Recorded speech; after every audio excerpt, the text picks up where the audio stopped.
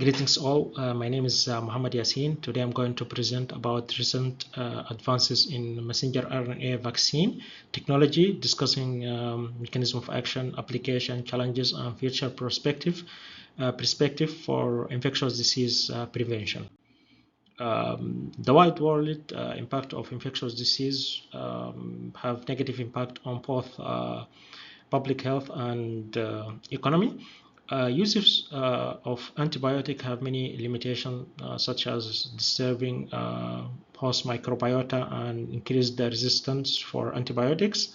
That's why vaccination remain one of the most effective public health strategies for preventing infectious disease and reducing both mortality and morbidity. Diseases such as tuberculosis, malaria, HIV contribute greatly to global disability adjusted life years in low-income country. The conventional platform such as live attenuated vaccine and inactivated microorganism had prevent many diseases such as rubella, measles, mumps, and polio. However, it have many limitations such as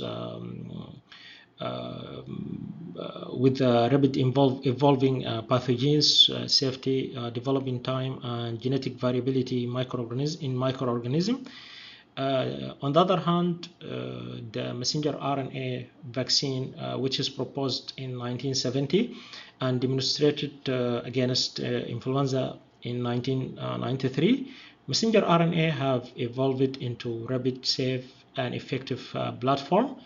Their COVID success was enabled by lipid nanoparticle delivery, scalable manufacturing, and molecular engineering, establishing messenger RNA as promising strategies for preventing future infectious disease and pandemic. This is the roadmap for my presentation.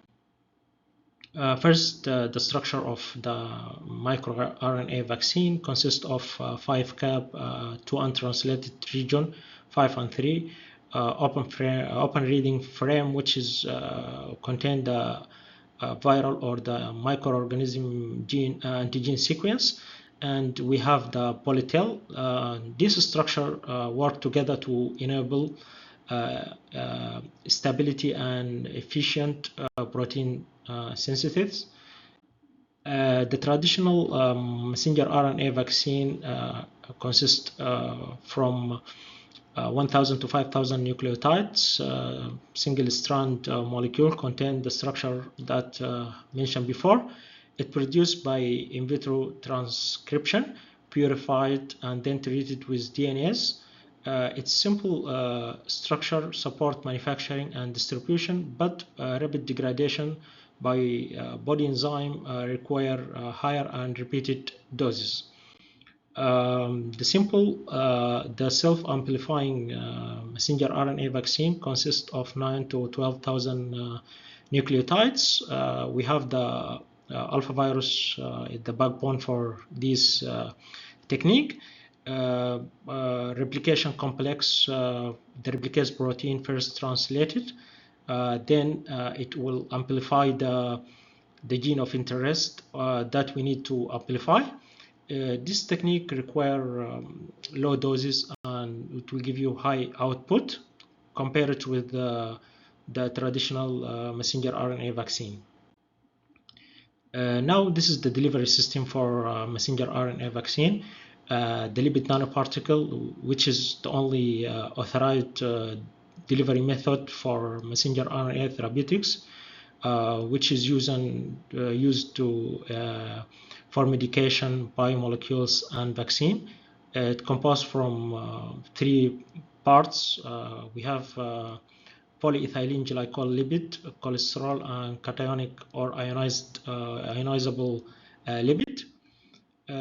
First, the polyethylene glycol are widely used in messenger RNA delivery because they are biocompatible, low toxic, and water compatibility.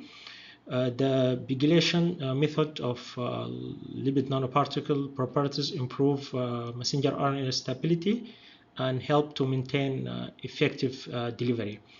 Cholesterol, it's also called helper lipid, improve lipid nanoparticle stability during storage and circulation. It's also help lipid nanoparticle fused with endosomal membrane, allowing efficient release of messenger RNA into cell and improving intracellular delivery. For the cationic lipids, form stable complex with negative charged messenger RNA via strong electrostatic interaction. We have dose type DOX, DOP, and DOTMA enable successful cellular uptake and transfection. The manufacturing, we have two manufacturing technique. We have the upstream and downstream. The upstream production involve in vitro transcription of recombinant plasmid containing the target gene using RNA polymerase, nucleotide, magnesium buffer, and RNase inhibitor. During or after transcription, enzymes such as poly-A polymerase, methyl transferase, guanyl transferase, and pyrophosphatase generate polytail and the 5-cap.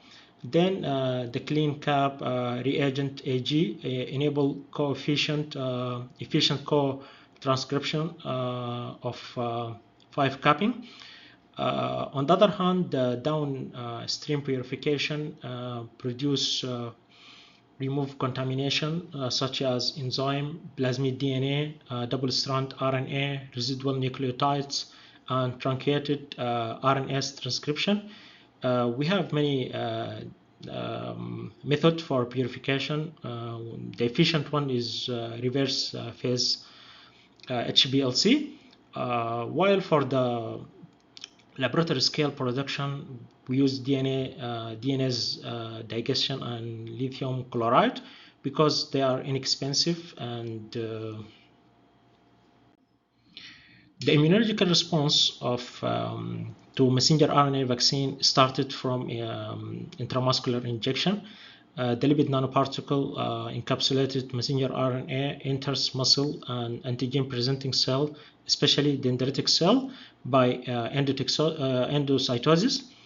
In the cytoplasm, the messenger RNA is translated by ribosomes to produce targeted antigen. The antigen then triggers both humoral and cellular immune response.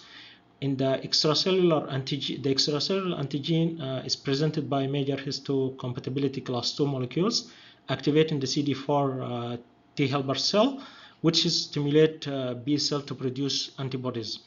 Intracellular antigen is presented by major histocompatibility class 1 molecules activating CD8 cytotoxic T cell to destroy infected or antigen expressing or presenting cells.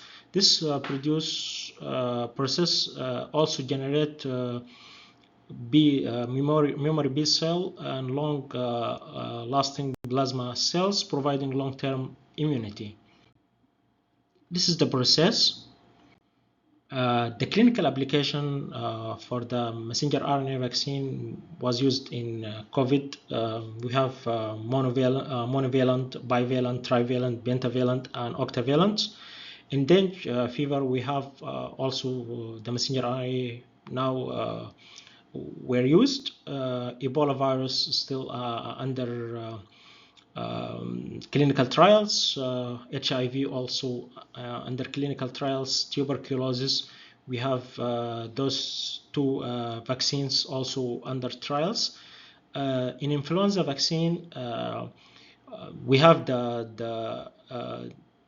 this messenger RNA vaccine encoded conserved antigens such as hemagglutinin, neuraminidase, matrix protein 2, and others were used to protect mice against heterotypic influenza H1N1 and H5N5, while the multivalents encode all the 19 influenza A and B hemagglutinin types induced border cross reactivity immunity against matched and mismatched strain.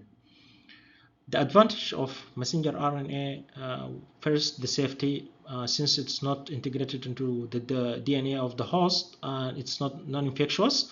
The effectiveness also, it's effective to improve immunogenicity and translation efficacy.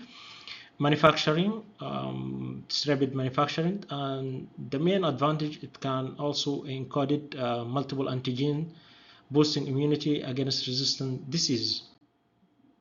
However, it has also limitation.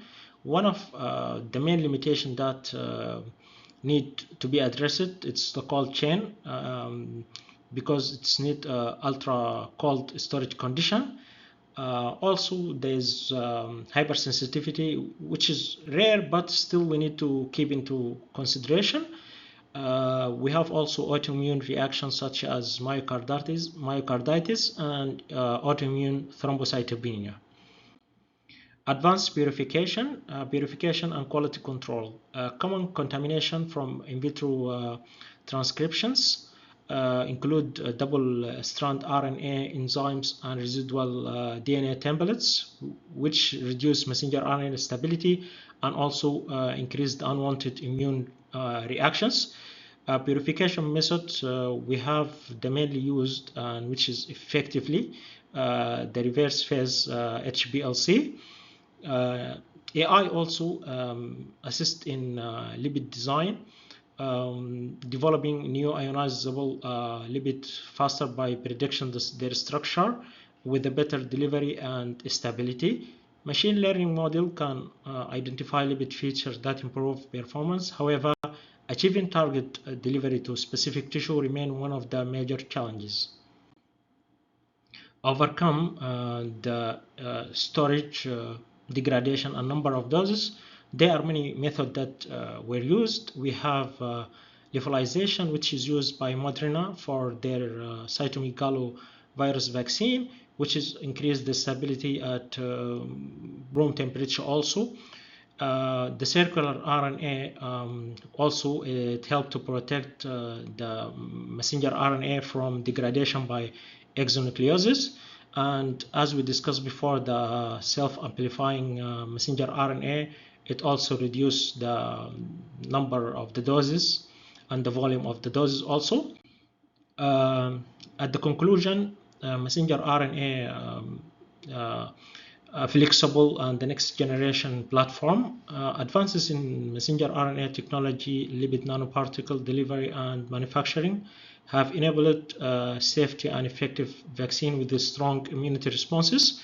The COVID-19 has expanded research into diseases such as influenza, TB, dengue, HIV, and Ebola. Challenges still remaining include stability, storage, delivery, cost, and immune reactions. New approaches such as AI-designed lipid, self-amplifying RNA, circular RNA vaccine, and lyophilized formulation may improve stability, reduce dose, and increase the global access. Still, multidisciplinary researchers will continue to advance future vaccine development and pandemic preparedness. At the end, thank you for your watching. Any questions, so you can just text me at in my email, and this is our reference. Thank you again.